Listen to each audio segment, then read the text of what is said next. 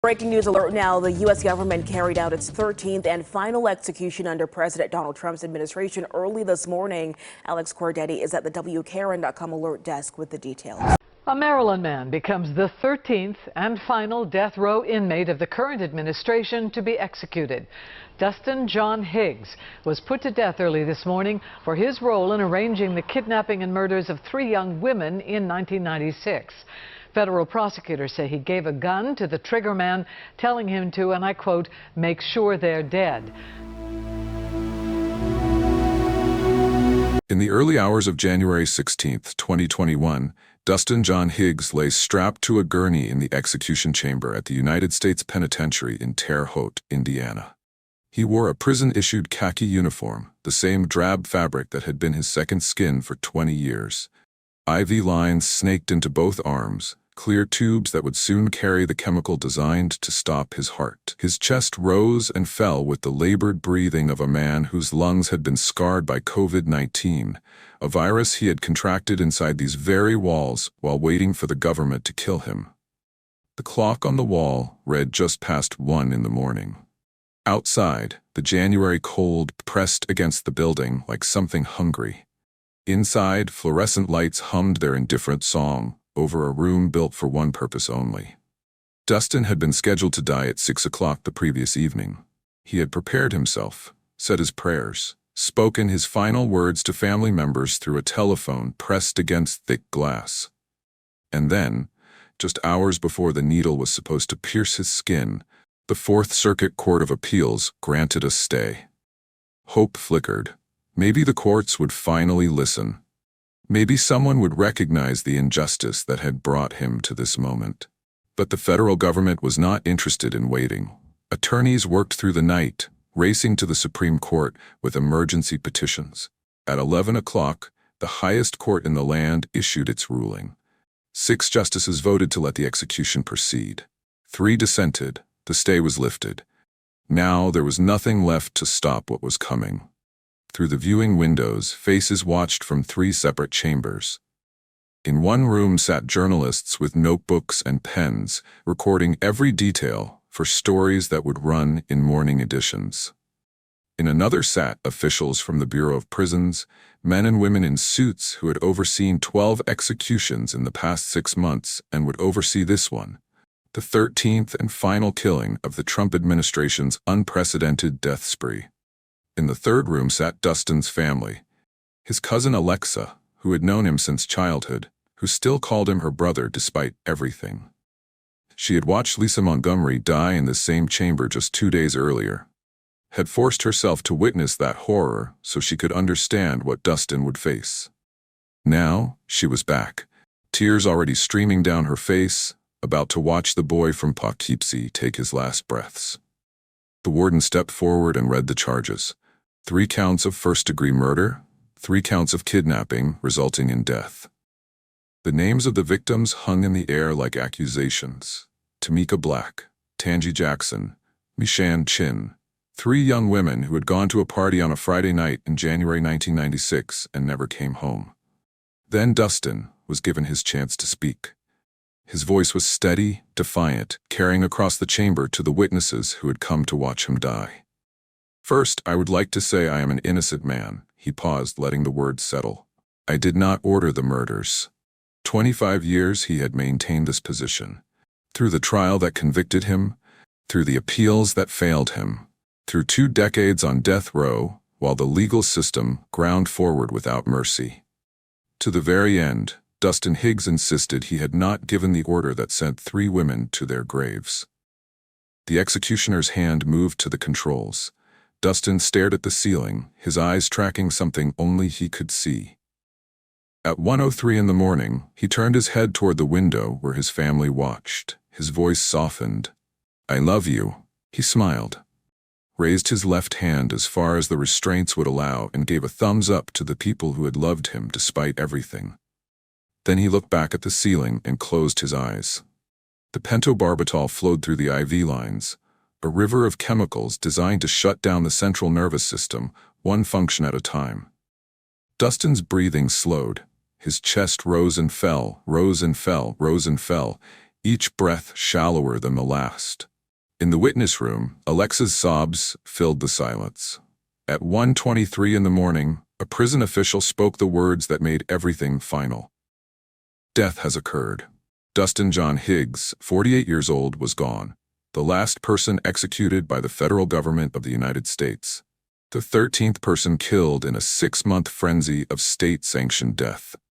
A black man put to death on Martin Luther King Jr.'s birthday for crimes that another man had physically committed. The newspapers had called him a mastermind, a drug dealer who ordered 3 women murdered because one of them bruised his ego. Prosecutors painted him as a cold-blooded killer who watched through his rearview mirror while his friend executed innocent victims on a dark roadside. The jury believed every word. They sentenced him to die 9 times over, once for each count. But the story was far more complicated than the verdict suggested. The man who actually pulled the trigger, who aimed the gun and fired the bullets that killed Tamika and Tangi and Michann, was serving life in prison. Willis Haynes would grow old behind bars, but he would never face the needle. He would never lie on a gurney while chemicals stopped his heart. The shooter lived. The man who prosecutors said gave the order died. 5 days after Dustin died, Joe Biden took the oath of office and imposed a moratorium on federal executions. The death chamber at Terre Haute went silent. The men who had waited alongside Dustin on death row would not follow him to the gurney. He was the last. And whether he was guilty of ordering those murders, or guilty only of being present when someone else made a terrible decision, whether justice was served or justice was perverted, depends entirely on who you ask and what you believe. To understand how Dustin John Higgs ended up strapped to that gurney, we have to go back to the beginning. Back to Poughkeepsie, New York, in 1972, where a baby boy was born to a young mother who would be dead before he finished elementary school, leaving him alone in a world that had never shown him much kindness. If that is the kind of storytelling you've been searching for, you are in the right place. Subscribe to No Way Out and join us as we walk through the darkest corridors of the human experience, one case at a time, one truth at a time. On March 10, 1972, in a cramped apartment on Inequity Avenue in Poughkeepsie, New York, a baby boy came into the world crying. His mother named him Dustin John Higgs.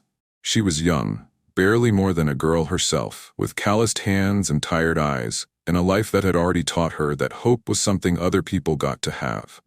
The man who fathered her child lived across the street with another woman, close enough to see from the window but too far away to matter. Poughkeepsie in the early 70s was a city coming apart at the seams. The factories that had once provided steady work were shuttering their doors one by one. The neighborhoods that had housed generations of working families were beginning to fray, then unravel, then fall apart entirely. Drugs were creeping in through the cracks. Violence followed close behind. And on Inequity Avenue, in the heart of it all, Marilyn Bennett Higgs was trying to raise a son with nothing but her own 2 hands, and a love so fierce it was almost painful. She worked whatever jobs she could find, scrubbed floors in houses that belonged to people who barely looked at her, waited tables in diners where the tips were thin and the hours were long, did the kind of work that leaves your back screaming and your feet swollen but barely keeps the lights on and the refrigerator full. There was never enough money. Never enough time. Never enough of anything except struggle and exhaustion and the gnawing fear that tomorrow would be even harder than today. But Marilyn loved her boy. That much was certain. She loved him with the desperate, all-consuming love of a woman who had nothing else to give and no one else to give it to. Dustin was her world, her purpose, her reason for getting up every morning and pushing through another day. When she held him, she could almost believe that things might turn out okay. Almost. Dustin's father cast a long shadow, even in his absence. Alfonso Higgs was the kind of man who left destruction in his wake without ever seeming to notice or care. He sold drugs in the neighborhood, settled disagreements with his fists, treated women like objects to be used and discarded when he was finished with them. When he did come around to the apartment on Inequity Avenue, the visits were never peaceful. Young Dustin would watch from doorways as his father's voice rose to a shout, as his mother flinched and cowered, as the walls seemed to shake with anger and fear. Then Alfonso would leave, crossing the street to his other life, and the silence that followed was somehow worse than the screaming.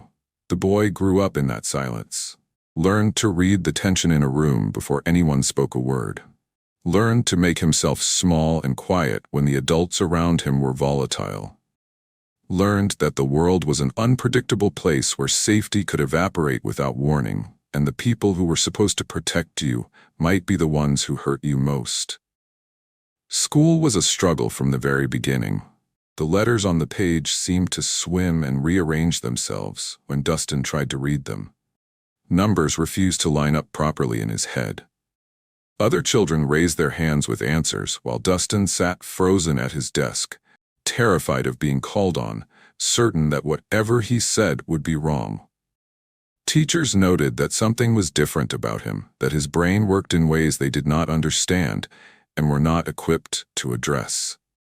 He was held back in second grade, forced to watch his classmates move forward while he stayed behind, smaller and younger than the other kids in his new class, marked as a failure before he had barely begun.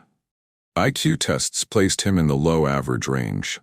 School psychologists diagnosed him with a learning disability and then, having attached a label to his struggles, moved on to the next problem child. The educational system of that era had few resources for kids like Dustin. He fell through the cracks and kept falling. But his cousin Alexa was there. She was technically his first cousin, but they grew up in the same household at various times, shared meals and bedrooms, and the kind of childhood experiences that turn relatives into siblings. They played together in the streets of Poughkeepsie, got into the minor trouble that all children get into, formed a bond that would endure for decades. Alexa would always call Dustin her brother. The technicalities of their family tree meant nothing compared to the reality of what they meant to each other. And then, when Dustin was 8 years old, his mother sat him down and told him something that would shatter his world into pieces too small to ever fully reassemble. She was sick. It was cancer. The doctors had found something growing inside her, something bad. They were going to try to fight it, but she needed him to be strong. She needed him to be brave. The cancer had announced itself quietly at first, a cough that would not go away, a tiredness that sleep could not cure, weight that melted off Marilyn's frame like snow in spring, leaving her looking gaunt and hollow in ways that frightened her young son. But she had hidden it from Dustin as long as she could, pretending everything was fine even as her body betrayed her. By the time she finally sat him down and spoke the words no child should ever have to hear, the disease had already spread through her body like fire through dry grass. Breast cancer. The words meant nothing to 8-year-old Dustin. He did not understand the biology of it, the way cells could turn against themselves and multiply into something deadly.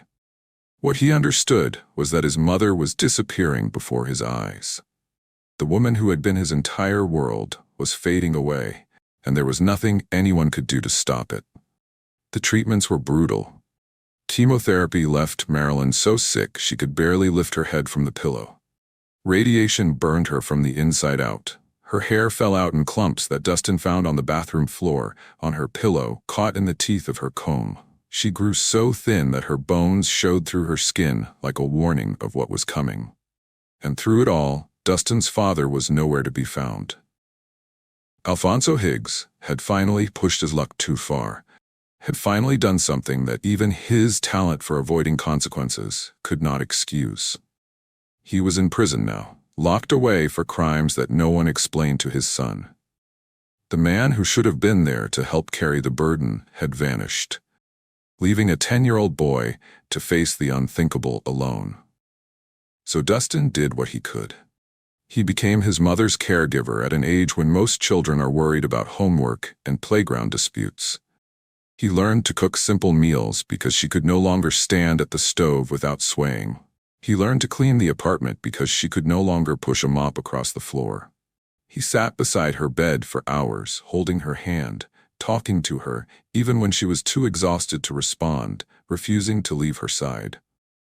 Family members would later describe the change they saw in him during those 2 years. The playful boy who used to run through the streets of Poughkeepsie gave way to something older and more serious. He stopped laughing as much, stopped playing with other children, spent his days caring for his mother and his nights lying awake, listening to her labored breathing, terrified that each breath might be her last. Marilyn Bennett Higgs died in 1982. Dustin was 10 years old. He had watched death approach for 2 years, had seen it coming from a great distance like a storm on the horizon, and still its arrival devastated him in ways that would never fully heal. The woman who had been his anchor, his protector, his entire reason for existing, was gone. And he was alone in a world that had never shown him much kindness. The funeral was small. Family members came, neighbors who had watched Marilyn struggle and fail, a few friends from the jobs she had worked over the years. Dustin insisted on being involved in every detail of the arrangements. According to his uncle, the 10-year-old boy made sure they dressed his mother in the right colors. He picked out her shoes himself. He wanted her to look beautiful, wanted her final appearance to reflect the dignity she had maintained throughout her suffering. It was an act of love from a child who had just lost the only person who ever truly loved him back. After the funeral, Dustin was sent to live with an aunt in Stottsburg, a small town about 10 miles north of Poughkeepsie. The idea was that a change of scenery might help. That distance from the apartment where his mother died might ease the weight of his grief.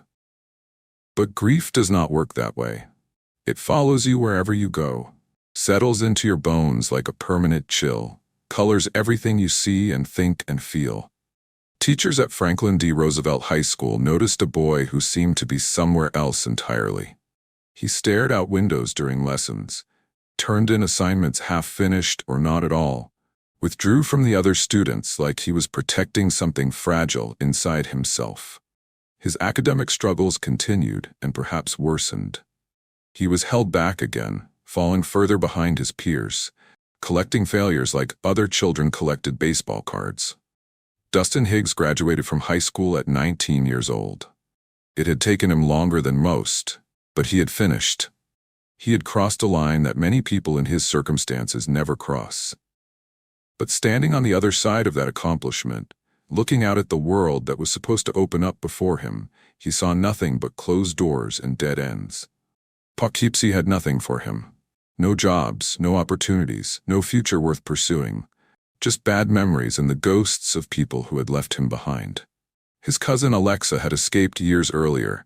She joined the army, the best option available to a young woman with limited resources and unlimited ambition.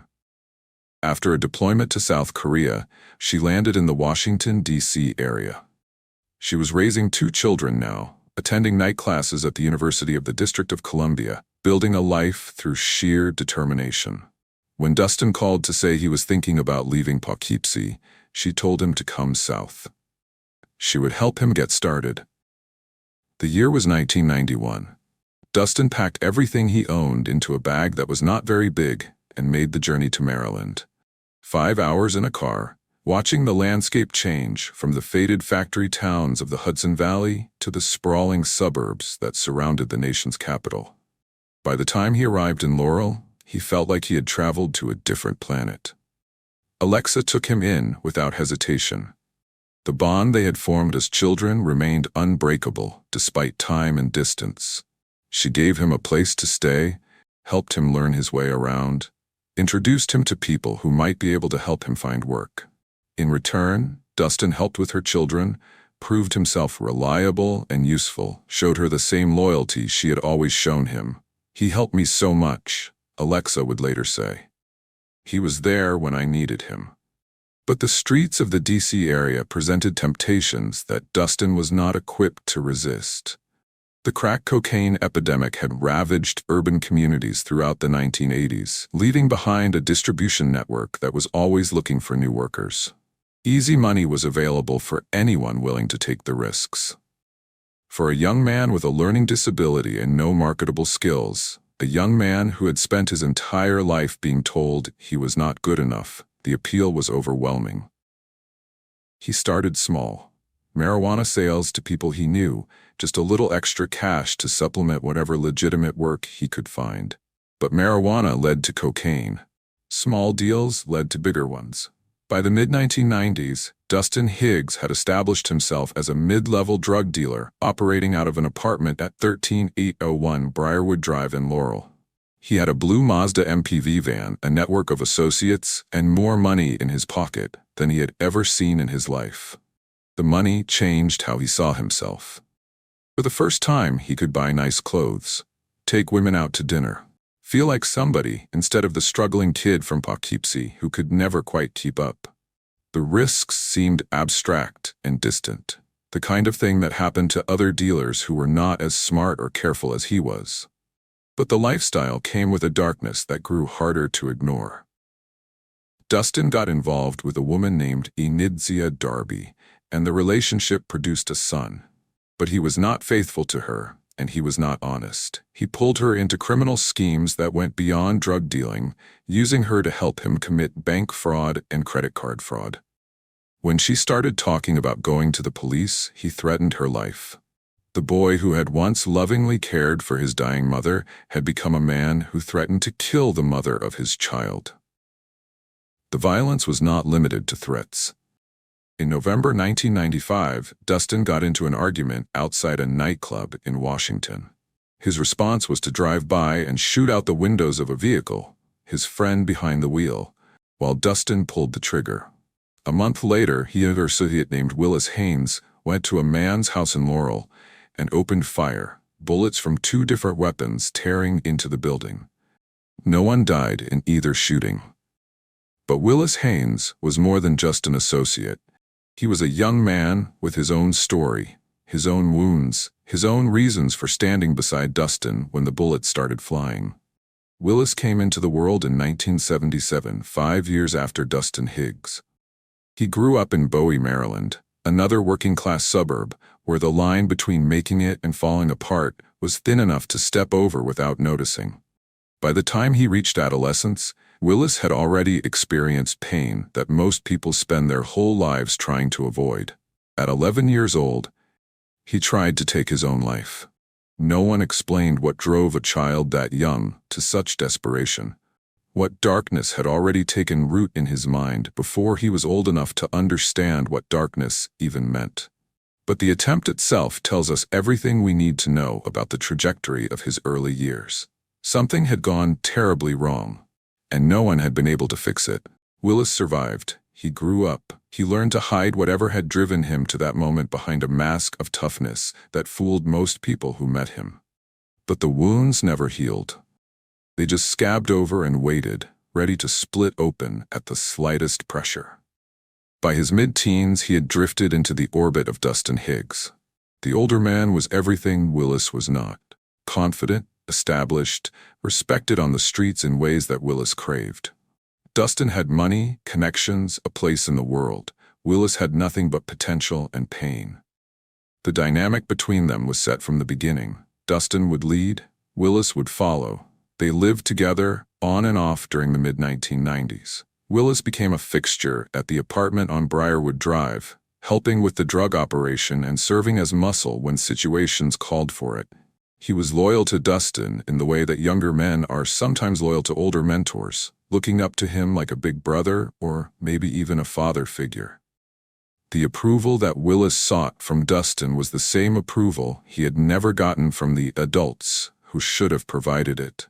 Dustin called Willis his youngin', street slang that made the hierarchy between them clear. Willis was subordinate. Dustin was in charge. When Dustin said jump, Willis asked how high. When Dustin said handle this, Willis handled it without asking questions. The relationship worked for both of them in different ways. Dustin had someone he could rely on. Willis had someone to follow. Willis was present at the Cherry Lane shooting in December 1995. He fired a 9mm handgun at a man's house while Dustin fired a different weapon from a different position. Both men were charged in state court. By January 1996, Willis Haynes was 18 years old, legally an adult but emotionally still a child in many ways. His judgment was poor, his impulse control was limited, His ability to think through consequences was compromised by a lifetime of trauma that had never been addressed. But Dustin and Willis were not the only ones circling the apartment on Briarwood Drive that winter. Victor Gloria existed on the margins. Unlike Dustin and Willis, he was never fully committed to the criminal enterprise that hummed beneath the surface of the Laurel apartment complex. He drifted in and out of Dustin's circle like smoke through an open window, a hanger-on who was present for the party but not essential to the business.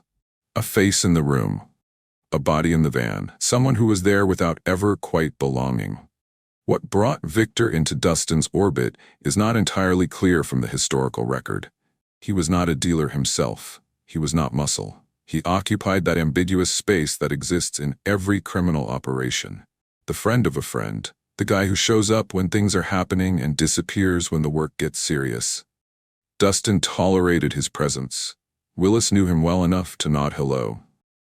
Beyond that, Victor Gloria was a cipher, a man whose significance would only become clear much later. By January 1996, Victor was 23 years old. He had a girlfriend, a daughter, and no particular direction in life. He hung around the apartment on Briarwood Drive because that was where the action was, where the drinks flowed and the music played and young people gathered to escape the boredom of suburban Maryland winters. He was not looking for trouble. But trouble has a way of finding people who stand too close to dangerous men. Victor Gloria was just another face in the crowd that winter. He had a girlfriend named Gloria Weeks, a young daughter he was trying to figure out how to raise, and no real plan for what came next. Most nights, he ended up at Dustin's place on Briarwood Drive because that was where people gathered. That was where something was always happening. The apartment had become a kind of hub for young people in Laurel, a place to drink and smoke and listen to music and forget that January in Maryland offered nothing but gray skies and freezing temperatures. By the third week of the month, Dustin was talking about having some women over. Friends of a friend. Girls from D.C. who were looking for something to do on a Friday night. Victor did not know them. Neither did Willis. But Dustin had a connection. Someone who could make the introductions, someone who could bring them out to Laurel for a party. That someone was a 21-year-old woman named Tangi Jackson, and she was about to bring two of her closest friends to an apartment where none of them had ever been before. Tangi Jackson worked at Eleanor Roosevelt High School in Greenbelt, Maryland, handling administrative tasks and interacting with students and staff every day. She was 21 years old, outgoing, the kind of person who made friends easily and kept her social calendar full. She had no criminal record, no involvement in anything illegal.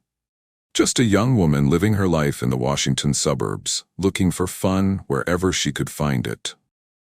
Tangi knew Dustin Higgs from somewhere in the overlapping social circles of the D.C. area. How they met, how well they knew each other, these details have been lost to time. What matters is that when Dustin mentioned getting some people together, Tangi was the one who could make it happen. She had friends who would be interested, friends who trusted her judgment. One of those friends was Tamika Black. Tamika was 19 years old. She had a smile that could light up a room and a gentleness that drew people to her like warmth on a cold day. She worked as a teacher's aide at National Presbyterian School in Washington, D.C., spending her days helping young children learn their letters and numbers. Colleagues described her as patient and kind, someone who genuinely cared about the kids in her classroom, who saw teaching not as a job but as a calling. Tamika had no criminal record. She had never been arrested, never been in trouble with the law, never done anything that would invite violence into her life. She was simply a young woman trying to build something good in a world that did not always make that easy. Her mother, Joyce Gaston, had raised her to work hard and stay out of trouble. Tamika had taken those lessons to heart. In the days before January 26, Joyce felt something she could not explain. A premonition, a weight in her chest that would not go away. She looked at her daughter and felt an inexplicable fear, a sense that something was wrong. She could not name it, could not explain it, but the feeling would not leave her. Tangi Jackson was 21. She worked at Eleanor Roosevelt High School in Greenbelt, Maryland, handling administrative tasks and interacting with students and staff every day. Like Tamika, she had no criminal record. No involvement in anything illegal. No reason to expect that a Friday night out would be anything other than a Friday night out. Tangi was the connection between two groups that would come together on January 26. She knew Dustin Higgs from somewhere in the overlapping social circles of the D.C. area. When the idea came up to get some people together for drinks and music, Tangi made the calls. She told her friends about these guys she knew in Laurel. It would be fun, she said. Something to do on a cold winter night. Michann was the oldest of the three at 23. She worked with a children's choir at a church in Temple Hills, Maryland, using her love of music to enrich the lives of young people in her community. Those who knew her described a woman who was kind and generous, devoted to her faith, full of plans for the future. She was building a life centered on service and spirituality, the kind of life that leaves the world a little better than you found it. None of these women had criminal records. None of them was involved in the drug trade. None of them knew what Dustin Higgs really did for a living or what kind of violence already stained his hands. They were simply three friends looking forward to a night out. Young, hopeful, unaware of what was waiting for them at the end of a short drive to Laurel, Maryland. The weekend stretched out before them, full of possibility. Friday night was coming. And Tangi had made plans. The evening of January 26, 1996, began like countless other Friday nights in the Washington metropolitan area. The work week was over. Young people were making plans, calling friends, looking for something to do with the hours stretching out before them. The air was cold, but the mood was warm with anticipation. At the apartment on Briarwood Drive in Laurel, Maryland, Dustin Higgs was getting ready for company. He had been in contact with Tangi Jackson, and they had arranged to bring their respective friend groups together for a night of socializing. Dustin would provide Willis, Haynes, and Gloria. Tangi would bring Tamika Black and Michann. Simple plans for a simple evening. Drinks, music, conversation. Nothing out of the ordinary. Dustin, Willis, and Victor piled into the blue Mazda MPV van and drove into Washington to pick up the women. The route was familiar. Dustin had made this trip dozens of times for business and pleasure. Friday traffic was heavy but manageable. They found the three women waiting and loaded everyone into the van. The group stopped at a liquor store along the way. Bottles were purchased, enough to keep the party going for hours. Everyone was in good spirits. Laughter filled the van as they headed back toward Laurel. 6 young people on their way to have a good time. No indication of what the night would become. Back at the apartment, the party unfolded the way these things usually do. Music played from speakers, drinks were poured and consumed, the men smoked marijuana. Conversations started and started again. The loose, easy talk of people with nowhere to be and nothing to do but enjoy the moment. Tangi sat close to Dustin. Willis paired off with Tamika. Victor was with Michann. The pairings were intentional. Informal dates arranged through the phone calls that had set up the evening. The women were relaxed, comfortable, enjoying themselves. They had no idea they were in an apartment with drug dealers and men who had participated in shootings just weeks earlier. Hours passed. Midnight came and went. The party continued into the early morning, the kind of extended gathering that happens when no one has anywhere to be the next day. More drinks were consumed. Inhibitions lowered. The atmosphere remained positive, but something was shifting beneath the surface that no one could quite identify. Willis and Tamika disappeared into one of the bedrooms at some point during the night. The others stayed in the main living area, talking and drinking and listening to music. Outside, the January cold pressed against the windows. The streets of Laurel were quiet and dark, most residents long since asleep. No one inside that apartment knew they were hurtling toward catastrophe. The women thought they were at a party. The men thought they were having a good time. Reality would intrude soon enough, but for now, everything seemed fine. Everything seemed normal. Then Dustin made a move on Tangi, and everything changed. The exact time is not recorded, but it was sometime after midnight when the mood in the apartment turned. Dustin Higgs made sexual advances toward Tangi Jackson. She was not interested, she pushed back. And in the space of a few heated minutes, the friendly party atmosphere evaporated like water on a hot stove. Tangi did not accept the rejection of her rejection quietly. Words were exchanged. Voices were raised. The easy conversation of earlier in the evening gave way to something tense and hostile. Whatever Dustin had expected from the night, this was not it. Whatever Tangi had expected, this was not it either. The argument escalated quickly. At some point, Tangi went into the kitchen and grabbed a knife. Whether she intended to use it or was simply trying to create distance between herself and Dustin is something only she could have answered. But the weapon changed the dynamics of the confrontation entirely. Suddenly, this was not just a verbal dispute. It was something with the potential to become very dangerous very quickly. Willis heard the commotion from the bedroom where he had been with Tamika. He came out to find Dustin and Tangi facing off, the knife glinting in Tangi's hand. Acting as peacemaker, Willis talked her down. He got the knife away from her. He diffused the immediate threat. But Tangi was still angry. Whatever had happened, whatever Dustin had said or done, she felt disrespected in ways that would not simply blow over with a few calming words. She gathered her friends and told them they were leaving. The party was over. They needed to go. As the women prepared to walk out the door, Tangi made threats. She told Dustin she knew people who could hurt him. She said there would be consequences for how she had been treated. These words, whether serious or just the angry venting of a woman who had been drinking, would later be used to explain everything that followed. They would be cited as the reason 3 women had to die. Dustin watched from his window as the women walked away from the apartment. They moved quickly down the sidewalk, huddled together against the cold, their breath visible in the freezing air. Then Tangi stopped. She reached into her purse and pulled something out. A pen.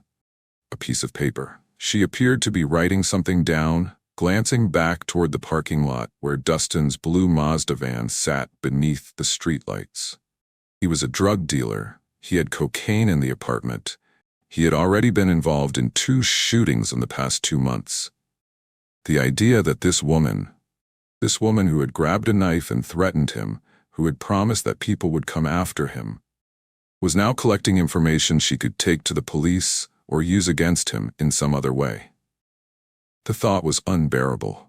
Dustin grabbed his coat from the back of a chair. He grabbed his gun, the .38 caliber revolver he kept close at hand. He told Willis and Victor to come with him.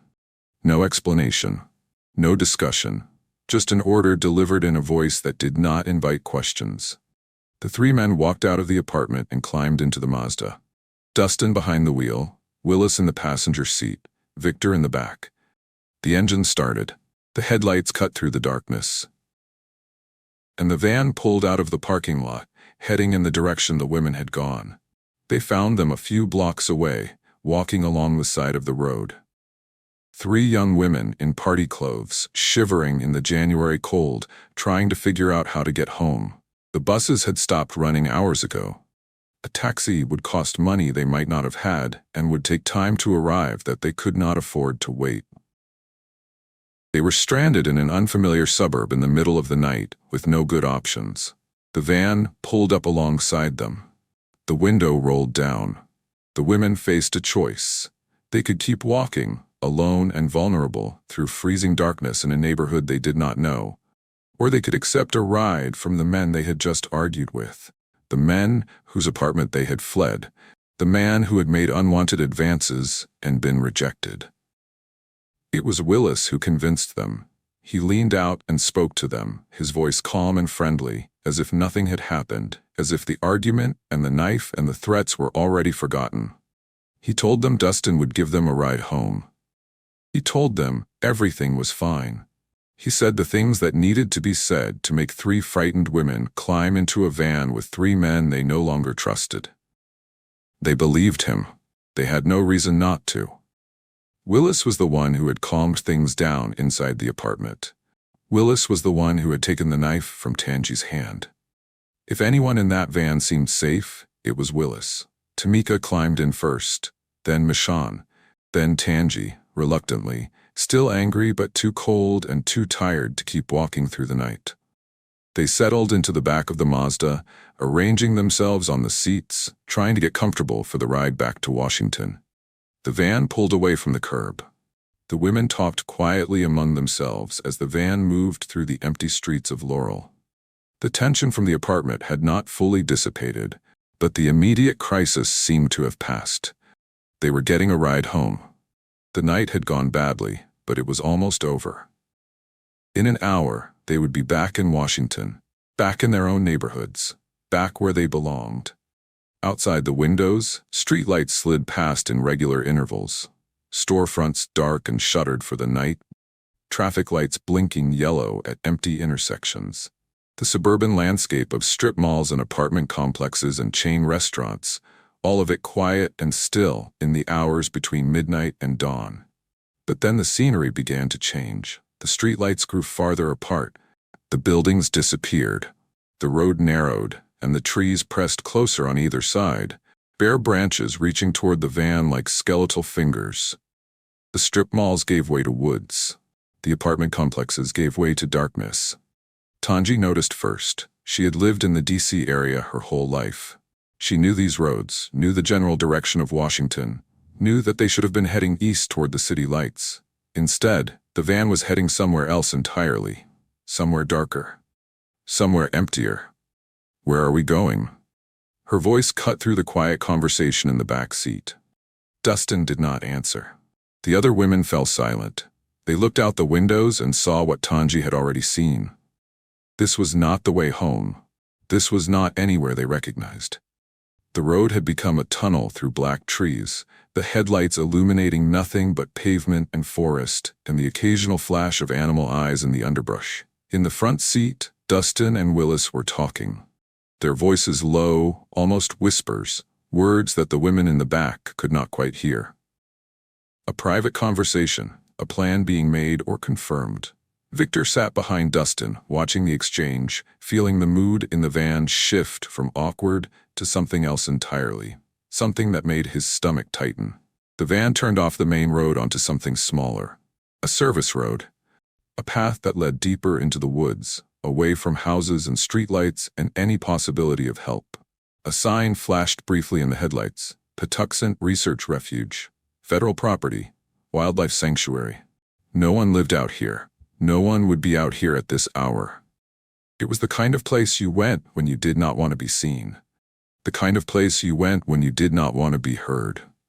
The van slowed and then stopped. The engine continued to idle, a low rumble that filled the silence. The headlights pointed down an empty stretch of road bordered by trees and darkness and nothing else. No buildings, no other cars, no witnesses. The women sat frozen in the back seat. The fear that had been building since Tangi first noticed they were going the wrong direction had now solidified into something cold and heavy in their chests. They did not know what was about to happen, but they knew it was not good. One of them spoke, her voice small and uncertain, trying to make sense of a situation that made no sense at all. "Are we going to have to walk from here?" Dustin's response was flat. Empty of emotion, something like that. He turned and looked at them. 3 young women huddled together in the back of his van, their eyes wide with fear, their bodies pressed against the seats as if distance could protect them. "Get out." The 3 women stepped out of the van into the cold January night. Their breath hung in the air like smoke. The darkness was nearly complete, the kind of darkness that exists only in places where no one lives, where no streetlights push back against the black, where the only illumination comes from stars obscured by winter clouds.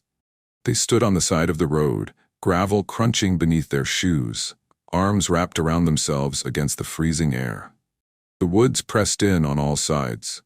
The road stretched empty in both directions, disappearing into nothing. There was no sound except the idling engine of the van and the rustle of wind through bare branches. Tamika looked at Tangi. Tangi looked at Michann. None of them spoke. None of them needed to. The same thought was running through all 3 minds. What is happening? Why are we here? How do we get out of this? Dustin remained in the driver's seat. The van door was open. The dome light cast a weak yellow glow over the interior. He reached toward the console, toward the space between the seats where he kept things he did not want easily seen. His hand closed around the grip of his .38 caliber revolver. Willis stood outside the van now, his feet planted on the cold pavement, his eyes moving between Dustin and the three women. He was waiting. Waiting for something. Waiting for a signal, or a word, or permission to do what came next. Dustin held out the gun. Willis took it. The metal was cold and heavy in his hand. He had fired weapons before. He had stood beside Dustin at Cherry Lane and pulled the trigger. But he had never done anything like what he was about to do. The women saw the gun. They saw Willis holding it. They saw the way he was looking at them, his face empty of expression, his eyes flat and distant like he had already left his body and was watching from somewhere else. One of them screamed. One of them tried to run. One of them stood frozen, unable to move, unable to process what was happening. Willis raised the gun. The first shot split the silence like a crack of thunder. Tamika Black jerked backward, her body twisting as the bullet tore through her chest. She fell, hitting the ground hard, the air driven from her lungs, her hands clutching at the wound as blood seeped between her fingers. Willis turned. The gun moved with him. Tangi was trying to run now, her legs pumping, her party shoes slipping on the gravel, her lungs burning as she gasped for air. She did not get far. The second shot caught her in the back. She stumbled, fell forward, tried to push herself up. The third shot hit her in the chest as she rolled over. She stopped moving. Michann was the last. She had turned away, unable to watch, her hands raised as if she could ward off what was coming with nothing but her palms. She was praying maybe, or screaming, or simply waiting for the end. The fourth shot entered the back of her head. She dropped instantly, her body crumpling to the pavement like a puppet whose strings had been cut. No struggle, no final words. Just silence where a life had been. The gunshots echoed off the trees and faded into nothing. The smell of gunpowder hung in the cold air. Three women lay on the ground, their blood pooling on the asphalt, steam rising from their wounds in the freezing night. Willis stood over them for a moment. The gun hung loose at his side, still warm from the firing. His chest rose and fell with rapid breaths. His hands were shaking. From inside the van, Dustin watched. His eyes moved from body to body, checking, confirming. The rearview mirror framed the scene like a photograph. Three shapes on the ground, Willis standing among them, the darkness pressing in from all sides. Willis climbed back into the van. He was still holding the gun. Neither he nor Dustin spoke. There was nothing to say. The thing was done. It could not be undone. Dustin put the van in gear. The tires crunched over gravel as he pulled back onto the road. The headlights swept across the bodies one last time, illuminating Tamika's outstretched hand, Tangi's twisted legs, Michann's motionless form. Then the van turned, and the darkness swallowed them again. The bodies of Tamika Black, Tangi Jackson, and Michann lay cooling on the cold pavement. 19 years old, 21 years old, 23 years old. 3 lives ended in a matter of seconds. 3 futures erased. 3 families who did not yet know that their worlds were about to collapse. The van drove on through the night. At some point, Dustin pulled over near the Anacostia River. The gun that had killed 3 women was thrown into the black water. It sank without a trace and was never seen again. Victor was dropped off at a fast food restaurant somewhere in Laurel. He climbed out of the van on unsteady legs, his mind still trying to process what he had witnessed. Before he walked away, someone told him to keep his mouth shut. The words did not need elaboration. Victor understood what happened to people who talked. Dustin and Willis drove back to the apartment on Briarwood Drive. The sun would rise in a few hours. The world would wake up and go about its business, oblivious to what had happened on a dark road in the Patuxent Wildlife Refuge. Before we continue, if you're finding this story as compelling as we did researching it, take a moment to subscribe to No Way Out. We go deeper than the headlines, examining the lives, the crimes, and the system that decides who lives and who dies. One click helps us keep telling these stories. Hit subscribe, turn on notifications, and let's continue. The morning of January 27, 1996, broke cold and colorless over Prince George's County, Maryland. Frost clung to windshields. Smoke rose from chimneys. The world moved through its Saturday rhythms, slow and unhurried. Families waking late, children watching cartoons, coffee brewing in kitchens across the suburbs. Along Route 197 near the Patuxent Wildlife Research Center, a car moved through the gray morning light. The driver was heading somewhere ordinary, thinking about ordinary things, errands to run, people to see. The kind of thoughts that fill a mind on a weekend morning when nothing seems wrong with the world. Then the driver saw something on the side of the road. At first it looked like bundles of clothing. Trash, maybe, dumped illegally in the wildlife refuge. But the shapes were wrong. The colors were wrong. The way they lay on the ground was wrong, in a way that made the driver's stomach tighten before the conscious mind understood why. The car slowed, pulled to the shoulder, stopped. 3 bodies, 3 women, lying on the southbound lane like they had been discarded. Their skin was pale, almost blue from the cold. Their eyes were open and staring at nothing. Blood had pooled beneath them and frozen into dark stains on the asphalt. The driver's hands shook as they reached for their phone. The words that came out were fragmented, panicked, barely coherent. Bodies, women, road, dead. Please send someone. Please hurry. Within the hour, the quiet stretch of road near the Patuxent Research Center was transformed into a crime scene. Yellow tape stretched between trees. Police vehicles lined the shoulder, their lights flashing red and blue against the gray morning. Officers moved carefully around the bodies, photographing, measuring, documenting every detail. The call had gone to U.S. Park Police. The Patuxent Research Refuge was federal land, part of the Fish and Wildlife Service. That meant federal jurisdiction. That meant the FBI would be involved. That meant decisions made that morning would echo through courtrooms for decades to come. An investigator knelt beside Tangi Jackson's body. Her purse lay nearby, its contents scattered across the frozen ground. A wallet, keys, lipstick, and a day planner, the kind people used before cell phones replaced paper. The investigator opened the planner carefully, using gloved hands to turn the pages. Inside, written in Tangi's handwriting, was a collection of names and numbers, the everyday contacts of a young woman's life. But one entry stood out, a nickname. Bones, a phone number, an address, 13801 Briarwood Drive, Laurel, Maryland. A vehicle tag number, Maryland plates. Tangi had written down everything, the information she had gathered outside Dustin's apartment, the notes she had scribbled in her planner before walking away into the night. She could not have known what those notes would mean. She could not have known she was leaving behind a map that would lead investigators directly to the man responsible for her death. The crime scene technicians worked methodically, collecting every piece of evidence they could find. Shell casings were conspicuously absent. Whoever had done this had used a revolver, a weapon that did not eject its brass. But there were footprints in the soft earth beside the road, tire tracks on the shoulder, and the bullets themselves, still lodged in the bodies, waiting to tell their story. Medical examiners arrived to transport the bodies to the morgue. Each woman was photographed where she lay, then carefully placed in a body bag and loaded into a waiting vehicle. Tamika Black, Tangi Jackson, Michann. 3 names that would soon be repeated in news broadcasts and newspaper headlines across the Washington area. The autopsies confirmed what investigators already suspected. Tamika had been shot twice, once in the chest and once in the back. Tangi had the identical wounds. Michann had been shot once in the back of the head, execution style, at close range. All 5 bullets were .38 caliber, fired from the same revolver. By Saturday afternoon, detectives had traced the information from Tangi's day planner. The phone number belonged to a man named Dustin Higgs. The address was his apartment in Laurel.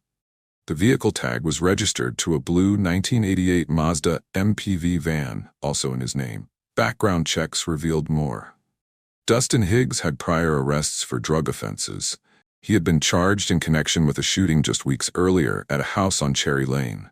He was known to police, known to be dangerous, known to travel in circles where violence was common. Neighbors at the Briarwood Drive apartment complex remembered seeing women at the building Friday night. They remembered hearing voices, laughter, the sounds of a party. They remembered the blue van coming and going in the early morning hours. A picture was forming. Dustin Higgs had known these women. Dustin Higgs had been with them Friday night. Dustin Higgs owned a van that could have transported them to the Patuxent refuge. The evidence pointed in one direction, but evidence and proof are different things. Investigators knew who they were looking for. They just had to build a case that would hold up in court. Meanwhile, in Washington, D.C., 3 families were receiving the worst news of their lives. Joyce Gaston had spent Saturday morning waiting for Tamika to come home. When the doorbell rang, when she saw the officers standing on her porch, when she heard the words they had come to say, something inside her collapsed. The premonition she had felt all week, the inexplicable dread, the sense that something terrible was approaching. It all made sense now. Her daughter was gone. The Chin family learned that Michann would never sing with the children's choir again. The Jackson family learned that Tangi would never return to work at Eleanor Roosevelt High School. 3 families, shattered in a single morning. 3 holes torn in the fabric of their lives that would never be repaired. The news spread through the communities where the women had lived and worked. Shock gave way to grief. Grief gave way to rage. How could this happen? Who would do something like this? Why did 3 innocent women have to die? Despite the promising early leads, the case quickly hit a wall. Dustin Higgs was clearly a person of interest, but knowing something and proving it in court are very different matters. Without witnesses willing to come forward, without physical evidence directly linking Higgs to the crime, prosecutors could not move forward with murder charges. On March 21, 1996, Park police officers went to Dustin's apartment to interview him about the murders. They confronted him with the evidence from Tangi's day planner, the nickname, the phone number, the address, the tag number, all of it pointing directly at him. Dustin's response was careful and calculated. He acknowledged that he knew Tangi Jackson. He admitted he might have spoken with her on the night before she died, but he denied that she had ever been in his apartment. He claimed he first learned about the murders while watching the 10 o'clock news on Saturday, January 27th, while attending a party at his girlfriend Phyllis Smith's house.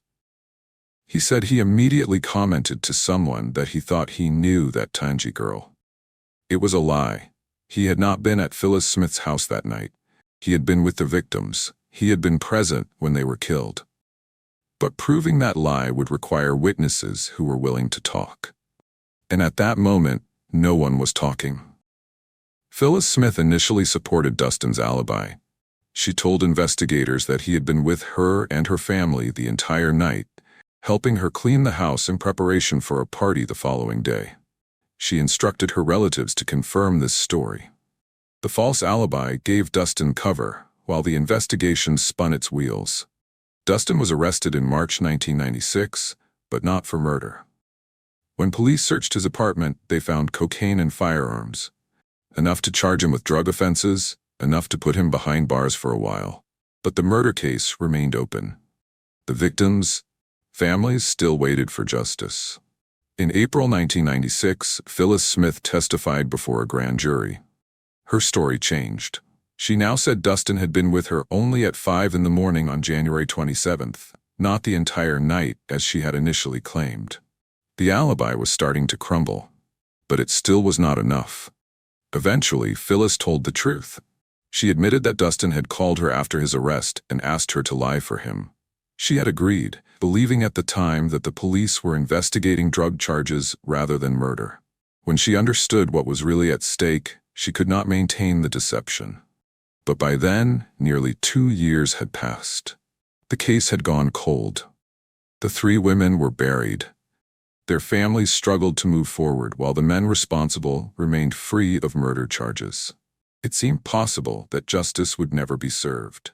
In May 1997, Dustin pleaded guilty to possession with intent to distribute cocaine. He was sentenced to 17 years in federal prison. The drug conviction put him behind bars, but the fundamental question remained unanswered. Would anyone ever be held accountable for the deaths of Tamika Black, Tangi Jackson, and Michann? Nearly 3 years after the murders, the break finally came.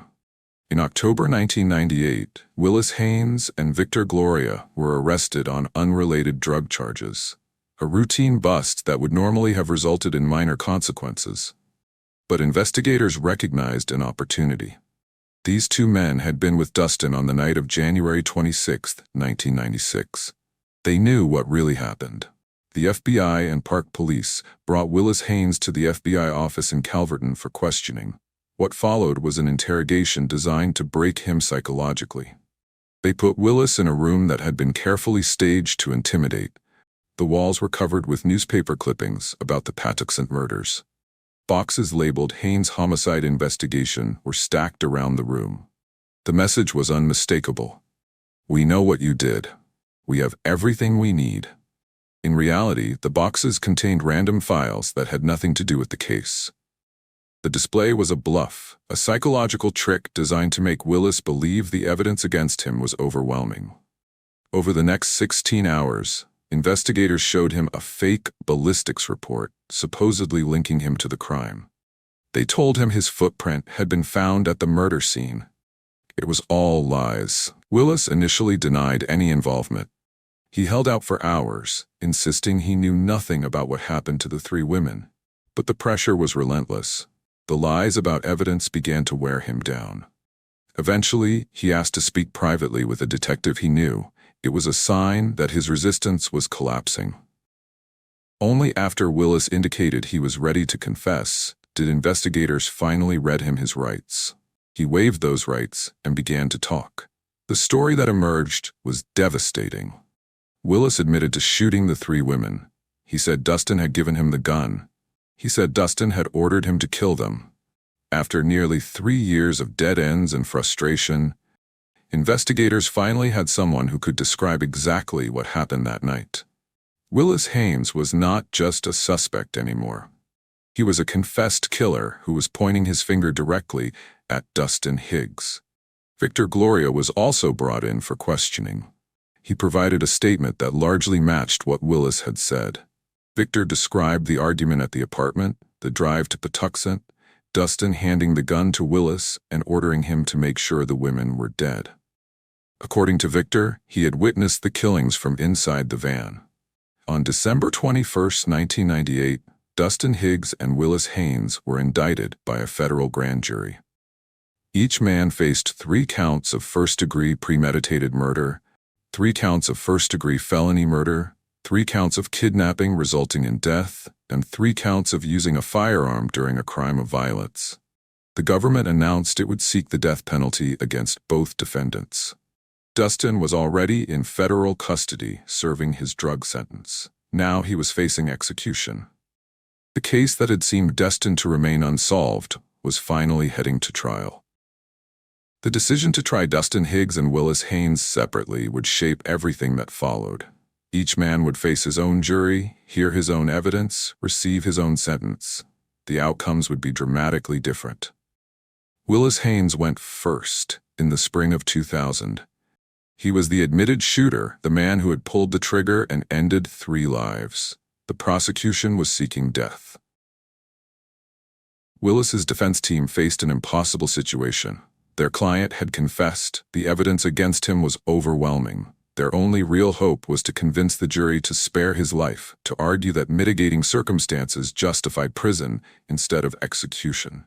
They portrayed Willis as a young man who had been under Dustin's influence, a follower, not a leader, someone who had been manipulated by a dominant personality into doing terrible things. They pointed to his suicide attempt at age 11 as evidence of deep psychological damage. They argued that whatever happened that night, Willis was not the mastermind. The jury convicted Willis Haynes on all counts. But when it came time to decide between life and death, they could not reach a unanimous verdict. Some jurors apparently found the mitigating circumstances compelling enough to spare him.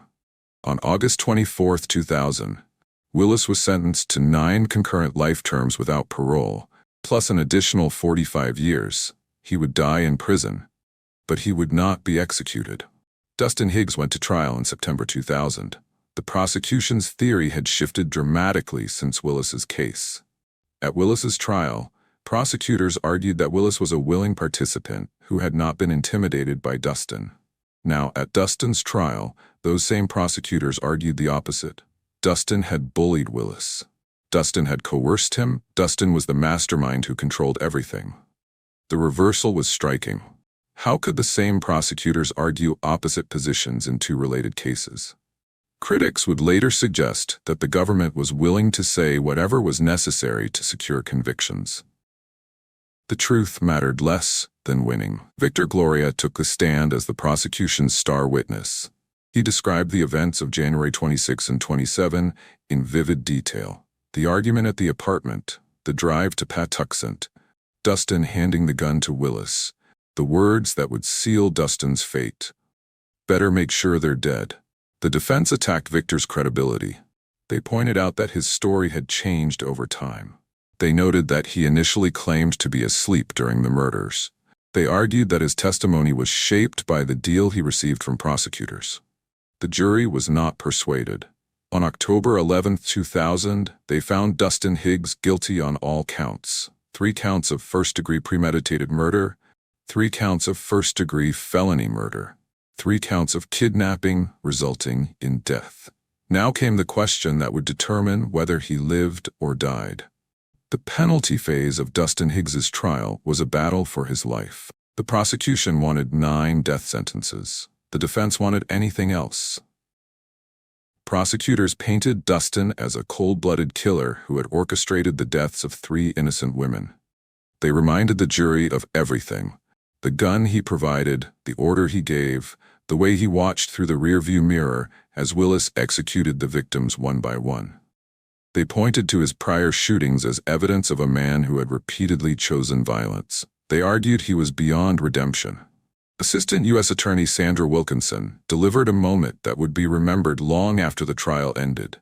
She held up a large rock and told the jury it represented the emotional weight that the victims' families had been carrying since January 1996.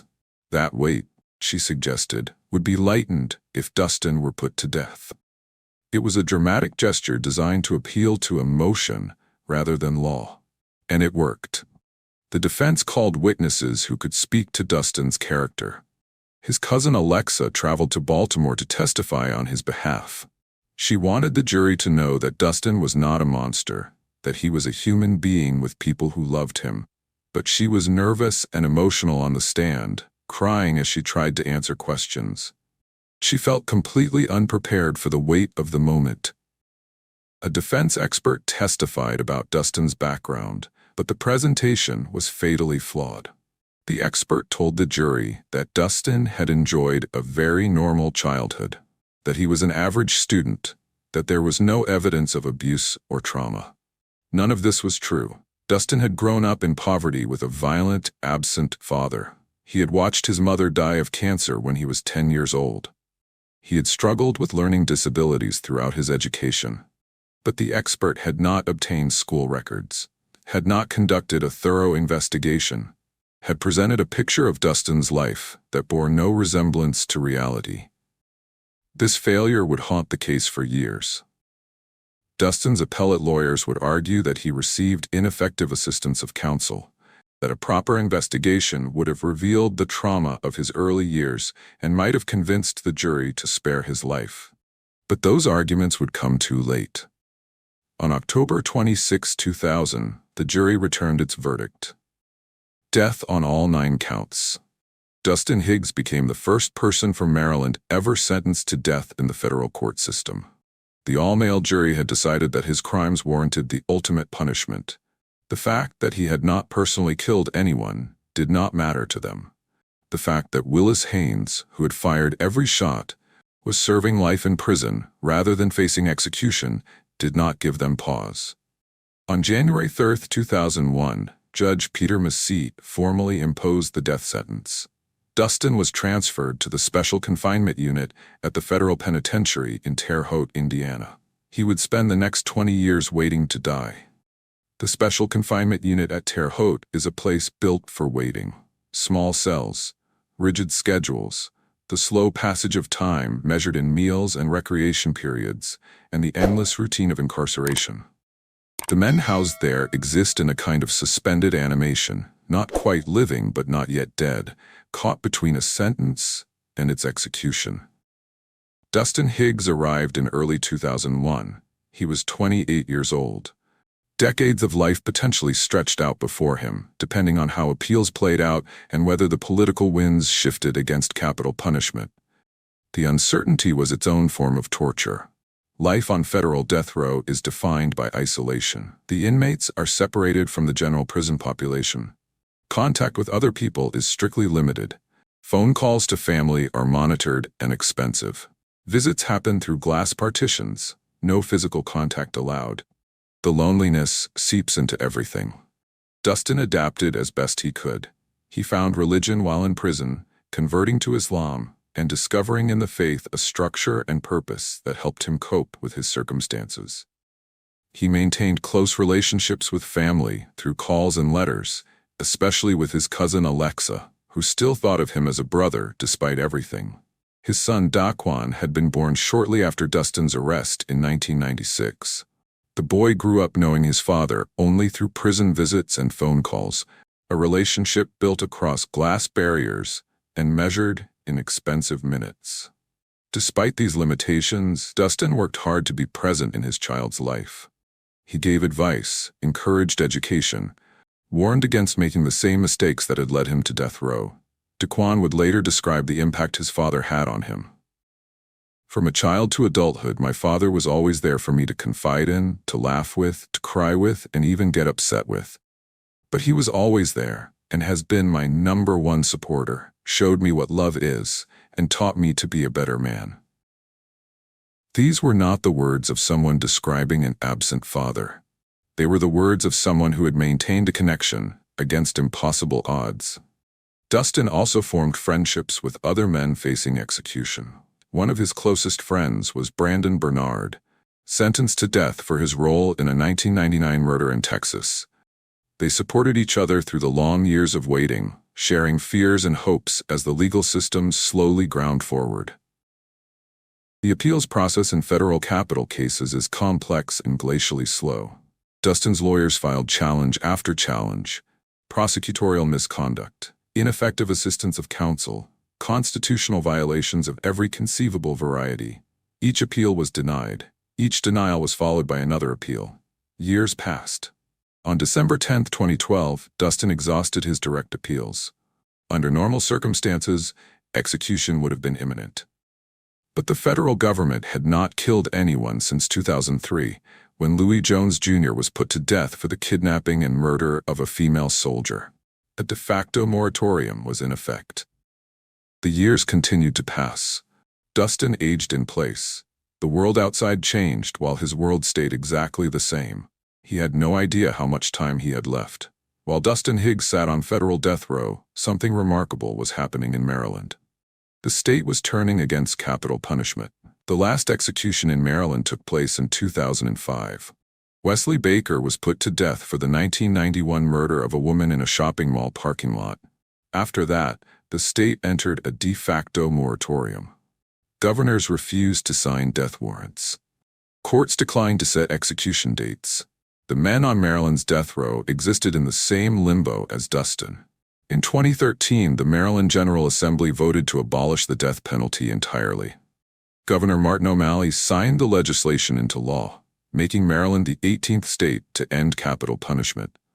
Every inmate on the state's death row had their sentence commuted to life without parole. This development had no direct effect on Dustin's case, and the reason why reveals one of the strangest aspects of his situation.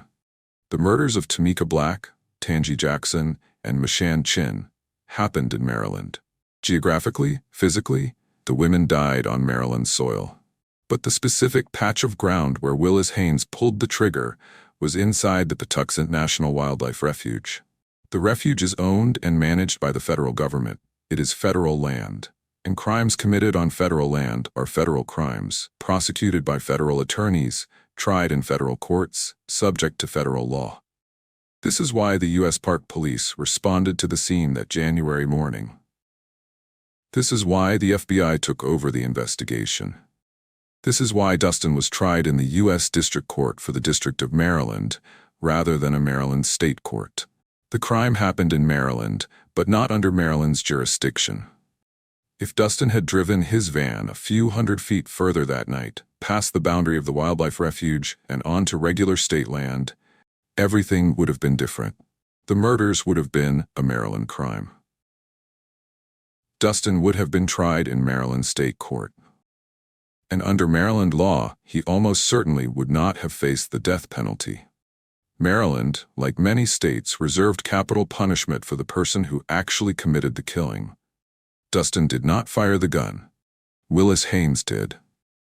In a Maryland state court, Willis might have faced the death penalty. Dustin, as someone who did not personally kill anyone, likely would have faced life in prison instead. But the women died on federal land, federal law applied, and federal law allowed the death penalty for someone who ordered a killing, even if they did not pull the trigger themselves, a few hundred feet.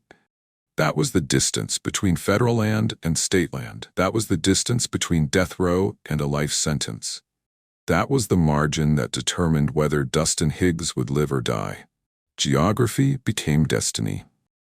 And when Maryland abolished the death penalty in 2013, freeing the men on its state death row, Dustin Higgs remained exactly where he was, trapped in a federal system that still believed in execution, sentenced under federal law that still allowed for death, waiting in a cell in Indiana for a punishment that the state where his crime occurred had decided was too barbaric to continue. The men who had committed murders on Maryland soil, just outside the boundaries of federal property, would live. Dustin Higgs, whose crime happened a few hundred feet in the wrong direction, would die. Dustin's lawyers argued this was arbitrary and unjust. His fate should not depend on which side of an invisible jurisdictional line the murders occurred. The courts disagreed. Federal jurisdiction was proper. The death sentence was constitutional. Geography determined destiny. The commutation of Maryland's death row inmates also emphasized the disparity between Dustin and Willis Haynes. Willis, who actually pulled the trigger and killed the three women, was serving life. Dustin, who did not personally kill anyone, was facing execution. If both had been tried in state court, both would have received life sentences. The federal prosecution produced wildly different outcomes for two men involved in the same crime. For the families of Tamika Black, Tangi Jackson, and Michann, none of this mattered. Their daughters were dead regardless of jurisdictional boundaries. The argument that Dustin should escape execution because of a technicality struck them as offensive. He had ordered the murders. He deserved to die. For nearly 17 years after 2003, the federal government did not execute anyone. The death chamber at Terre Haute sat empty and silent. Presidents came and went. George W. Bush, Barack Obama. Neither man seemed eager to restart the machinery of federal death. The men on death row existed in a strange purgatory. Sentenced to die but with no date on the calendar, no end in sight, no way of knowing if the government would ever actually carry out the punishment it had imposed. Then Donald Trump entered the White House. Trump had been a vocal supporter of capital punishment for decades. Back in 1989, he took out full-page newspaper ads calling for the execution of the Central Park Five Black and Latino teenagers accused of assaulting a jogger in New York. The teenagers were later exonerated by DNA evidence, but Trump never apologized, never backed down. His belief in the death penalty was absolute and unwavering. As president, Trump made it clear that he wanted executions to resume. He spoke about it publicly. He pushed his Justice Department to make it happen. And on July 25, 2019, Attorney General William Barr delivered what his boss wanted. The Justice Department announced that federal executions would resume after a 17-year pause. The government owed justice to the victims of the most horrific crimes, Barr said. It was time to carry out the sentences that juries had imposed. Executions were scheduled for 5 death row inmates beginning in December 2019. Legal challenges immediately followed. Defense attorneys contested the new execution protocol, which used a single drug, pentobarbital, rather than the 3-drug cocktail employed previously. Courts issued stays. The first round of executions did not happen as planned, but the delays were temporary. On July 14, 2020, Daniel Lee became the first federal prisoner executed in 17 years. He was a white supremacist convicted of murdering a family of 3 in Arkansas. His death marked the beginning of something unprecedented. Over the next 6 months, the Trump administration executed 13 people. The pace was relentless, sometimes multiple executions in a single week. No president in over a century had overseen so many federal executions. No administration had ever pushed so hard to kill so many people in such a short span of time. Trump seemed determined to carry out as many death sentences as possible before leaving office, pushing forward despite legal challenges, the pandemic raging across the country, and widespread criticism from civil rights groups and religious leaders. Dustin watched this unfold from his cell. He had known some of the men being executed, had formed friendships with them over the years of waiting, had played cards with them, shared meals with them, talked with them about families and regrets and the strange experience of living under a death sentence. Now, one by one, they were being taken from their cells and killed. Orlando Hall, Brandon Bernard, Alfred Bourgeois. Names that meant nothing to the outside world, but meant everything to the men who remained behind, waiting to see whose name would be called next. The execution chamber that had sat dormant for so long was running again, and it was running on a schedule. On November 20th, 2020, the Justice Department announced that Dustin Higgs had been scheduled for execution on January 15th, 2021. The date landed like a punch to the gut. January 15th was the birthday of Reverend Martin Luther King Jr. The symbolism of executing a black man on the civil rights leader's birthday, just 5 days before Joe Biden would take office and likely halt federal executions, was impossible to ignore.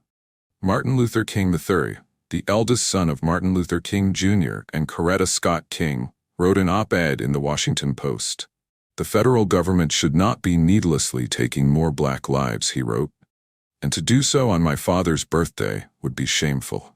But the Trump administration showed no interest in symbolism or sensitivity. The execution was scheduled, the machinery was in motion, and unless the courts intervened, Dustin Higgs would die on the day America honored its greatest civil rights leader. Dustin's lawyers began filing emergency motions. They argued his death sentence was unjust because he had not personally killed anyone. They pointed to Willis Haynes' affidavit recanting his trial testimony. They raised every issue that had been rejected before, hoping that this time, with the stakes so immediate and the timeline so compressed, someone would finally listen. Then, in December 2020, a new complication arose. Dustin tested positive for COVID-19. The executions brought death to Terre Haute in more ways than one. Every time the government killed someone, personnel flooded into the prison from across the country. Lawyers, witnesses, officials from the Bureau of Prisons, journalists there to document the final moments. They came and went, carrying the coronavirus with them, spreading it through hallways and holding cells and the cramped quarters of death row. By December 2020, COVID-19 was tearing through the federal prison complex. Inmates were getting sick. Staff were getting sick. The very executions that were supposed to deliver justice were creating a public health catastrophe inside the walls of Terre Haute. Dustin Higgs tested positive for the virus in late December. His lungs, like those of many COVID patients, were damaged by the infection. He struggled to breathe. His chest ached. The disease that had killed hundreds of thousands of Americans was now living inside the man the government wanted to execute. His lawyers saw an opening. The drug used in federal executions is called pentobarbital. When it enters the bloodstream, it causes the lungs to fill with fluid. This is how it kills.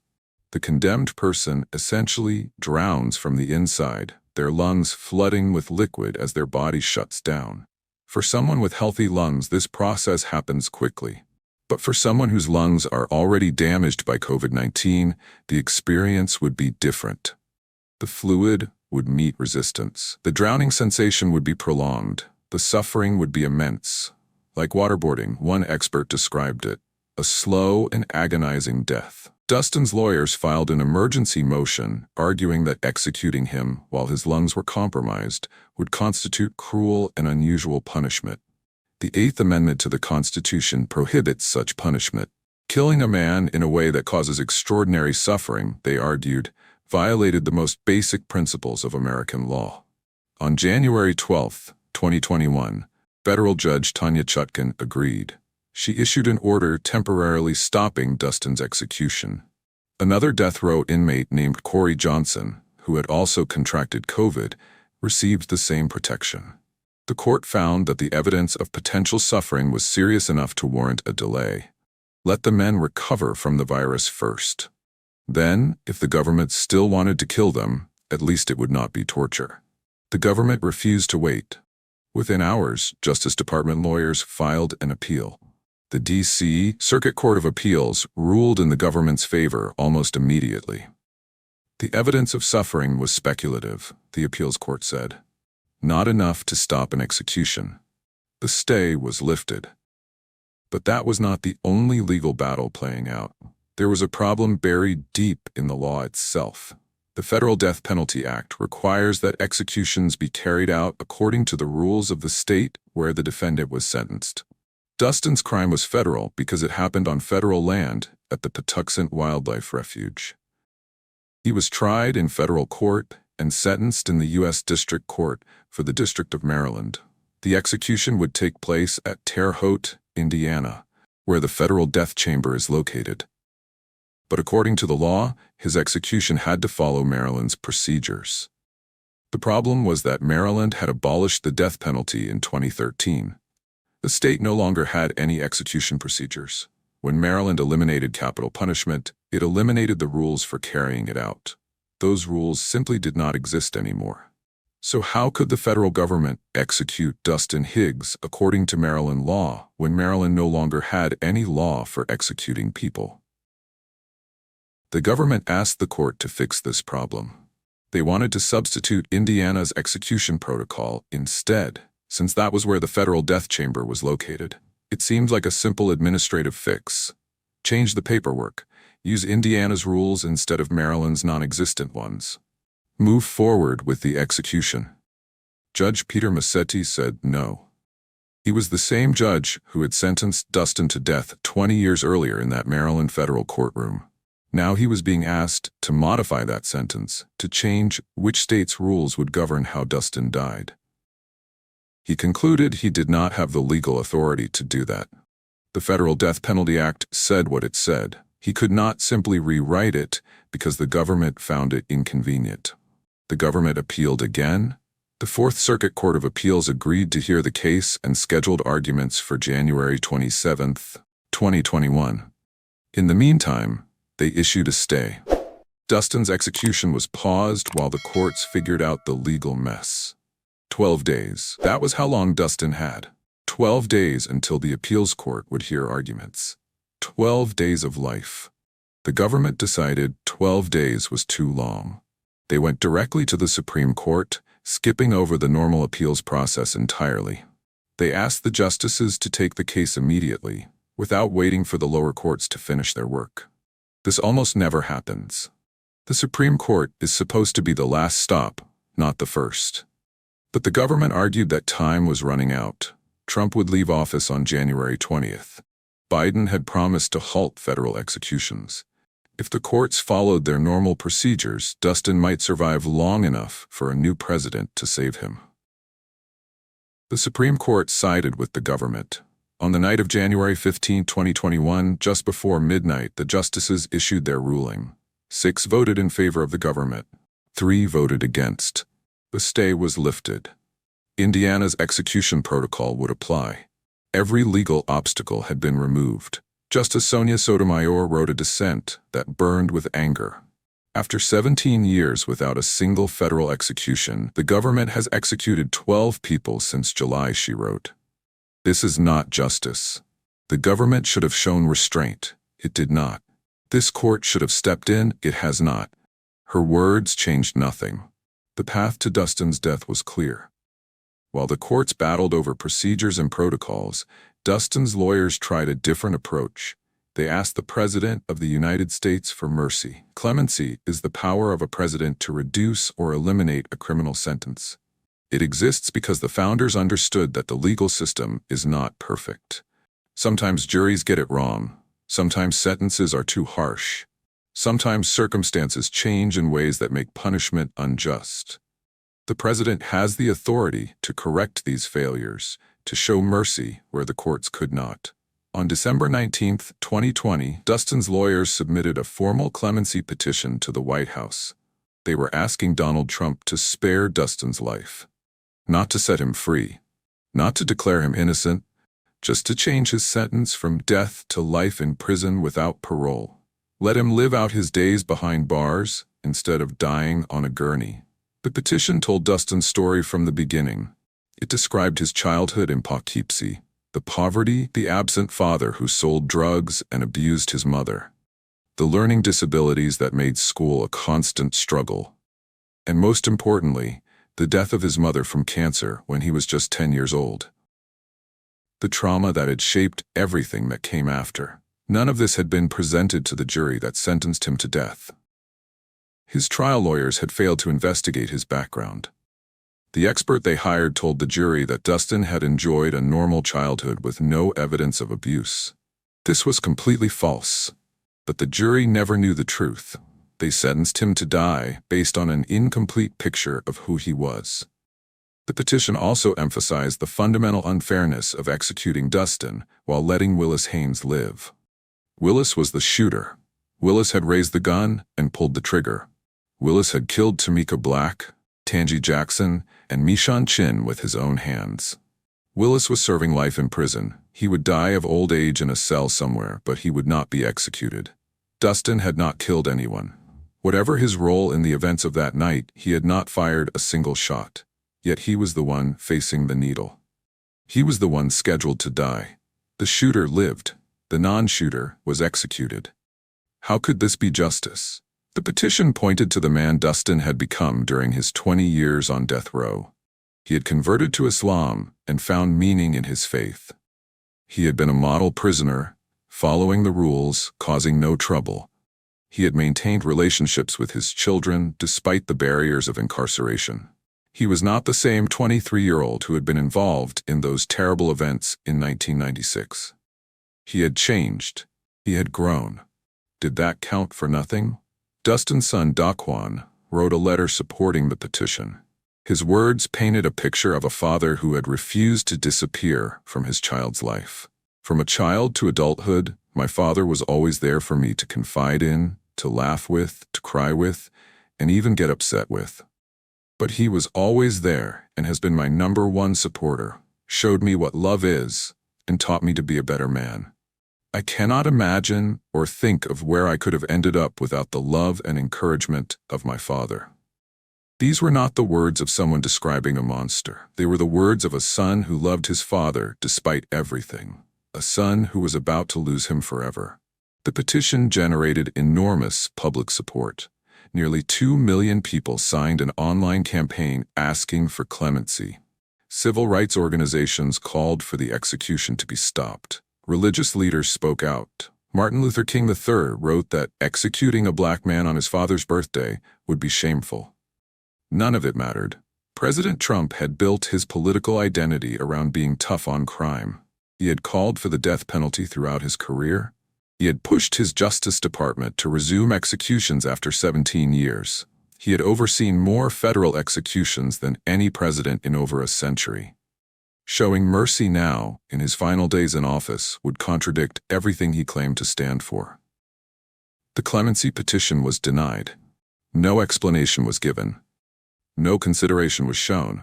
Trump simply said no, and that was the end of it. For Dustin's family, the denial crushed whatever hope remained.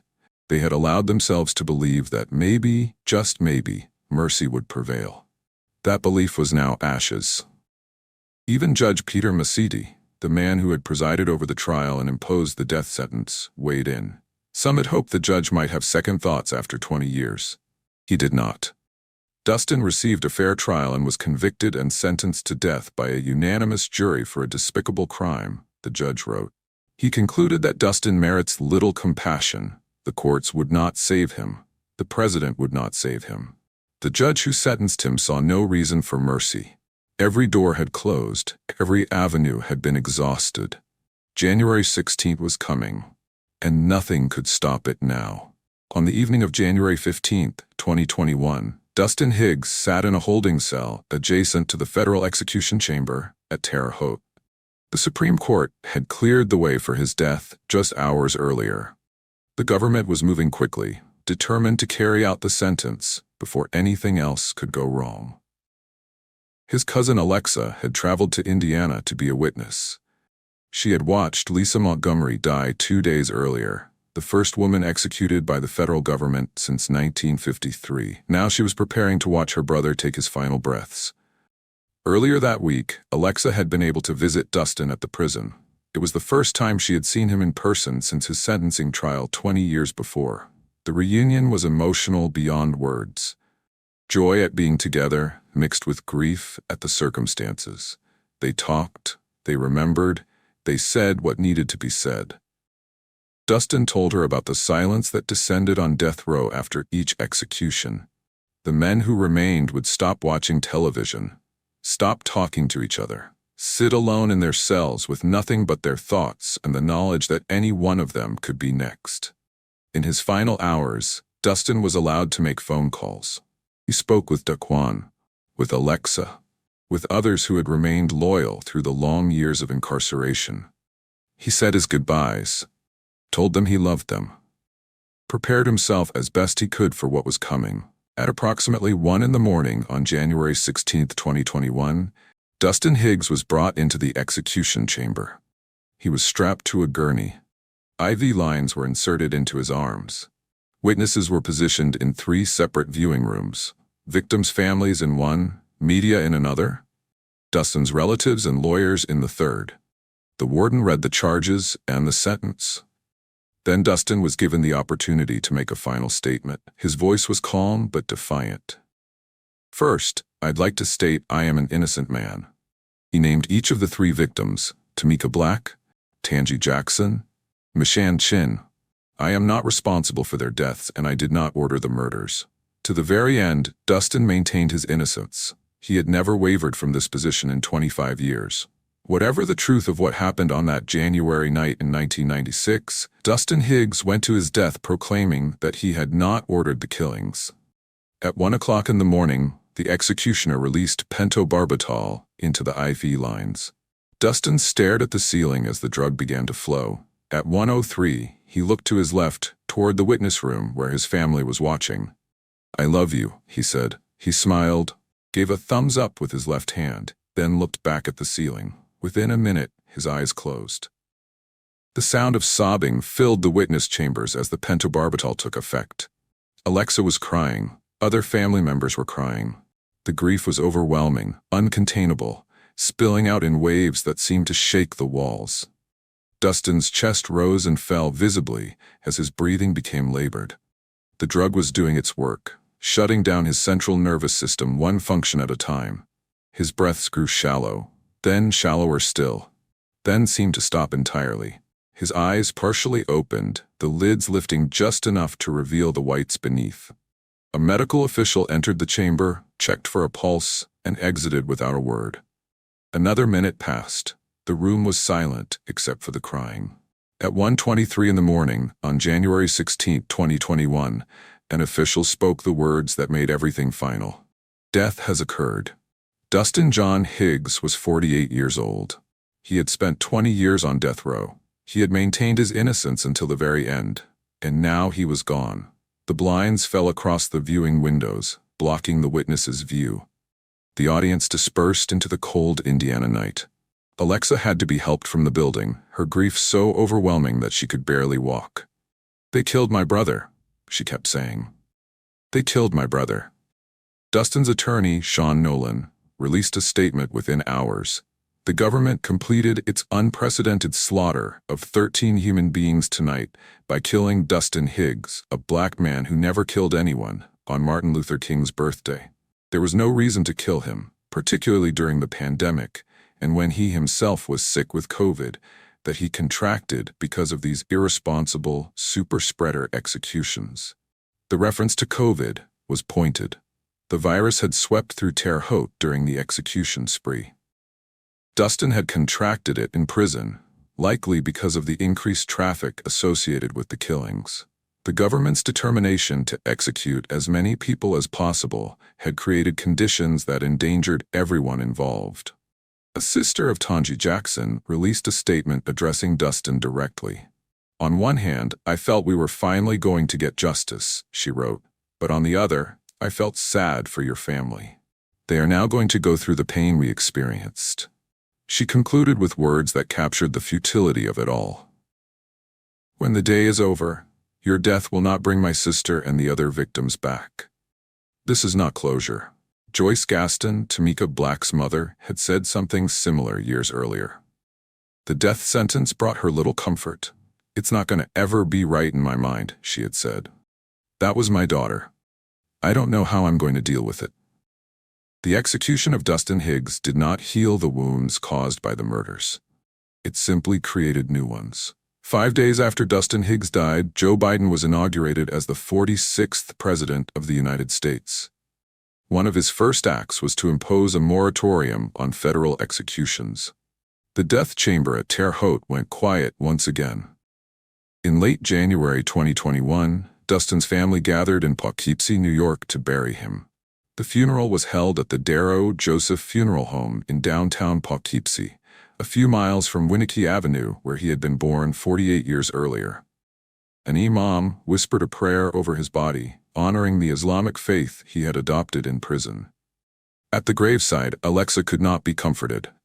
"They killed my brother," she wailed, the words torn from somewhere deep inside her. Family members gathered around, trying to offer support that could not possibly be enough. Daquan stood by the casket, looking down at his father's face for the last time. "Love you, Dad," he said as pallbearers prepared to lower the coffin into the frozen ground. Then the man who had raised him from behind bars for 24 years was gone. Dustin John Higgs remains the last person executed by the United States federal government. In December 2024, President Biden commuted the sentences of nearly all federal death row inmates to life without parole, effectively ending federal capital punishment as a practical matter. The men who had waited alongside Dustin at Terre Haute will not follow him to the execution chamber. Willis Haynes remains incarcerated at a federal prison, serving 9 concurrent life sentences plus 45 years. The man who pulled the trigger and killed Tamika Black, Tangi Jackson, and Michann will spend the rest of his life behind bars. But he will never face execution. Victor Gloria served his 7-year sentence and was released in 2006. He returned to civilian life, his role in the case largely forgotten by a public that had moved on to other stories. The questions raised by Dustin's case continue to resonate. Should a person who did not personally kill anyone be eligible for the death penalty? Is it just to execute one defendant while sparing the actual shooter? How much weight should courts give to witness testimony from people who receive extraordinary benefits in exchange for cooperation? These questions have no easy answers. The families of the 3 victims continue to carry the weight of January 27, 1996. Nothing that happened in the courts, nothing that happened in the execution chamber could restore what was taken from them. They live with their losses every day, as they will for the rest of their lives. Tamika Black was 19 years old when she died. Tangi Jackson was 21. Michann was 23. They deserved so much better than the fate that found them. They deserved to grow old, to build families, to live the lives that were stolen from them on a dark road in a wildlife refuge. Whatever we believe about Dustin Higgs, whatever we believe about justice and punishment and the death penalty, we must never forget that this story begins and ends with 3 women who did nothing wrong. They went to a party, they trusted the wrong people, and they paid for that trust with their lives. May Tamika, Tangi, and Michann rest in peace. May their families find whatever measure of healing is possible. And may we never stop asking the hard questions about a system that produces outcomes like this one. The story of Dustin Higgs is over. But the story of capital punishment in America continues. And whether justice was served in this case depends entirely on who you ask and what you believe justice means. If this story moved you, if it made you think, if it raised questions you had never considered before, then please take a moment to subscribe to No Way Out. We go deeper than the headlines. We tell the stories that others forget. We examine the lives behind the crimes and the system that decides who lives and who dies. Hit the subscribe button, turn on notifications, and join us next time as we go deeper than the headlines on another case that demands to be understood. Until then, thank you for watching. And remember, every story has more than one side. Every case has more than one truth. And sometimes the answers are harder to find than the questions.